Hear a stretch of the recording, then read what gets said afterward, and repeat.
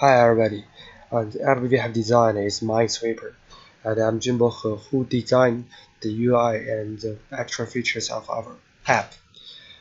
And first of all, there is a main title in the main page of the UI, and then you can choose the difficulties.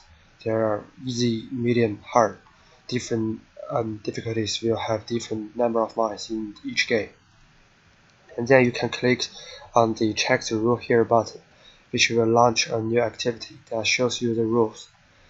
When you finish reading the rules, you can click on the start button to start a new game activity. On the game start, there will be a background music, and it will loop until the game is ended. And different behaviors in the game can trigger different reflections, including the music, some vibration effects on your phone, and dialogues. For example, if you long press the grid, it will mark the mine, and if the grid don't have a mine, it will show you a dialogue that tells you that the grid is empty, just like this.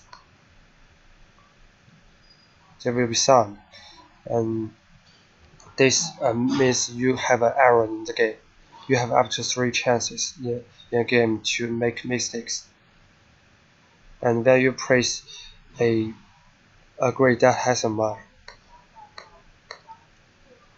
and you will lose the game, and there will be a sound and dialogue shown, and your phone will vibrate. Hi, I'm Houze who designed the algorithm and logic of the game. So the first class is class map. The class map have several variables which determine the main setting up of the map. The first one is number of mine. This one, and with a two-dimensional array map, we can fill the array with few objects. This object contains several variables like here. So the first one is to show whether this grid is a mine, and also the number is for the non-mine grids and shows the number of mines around it.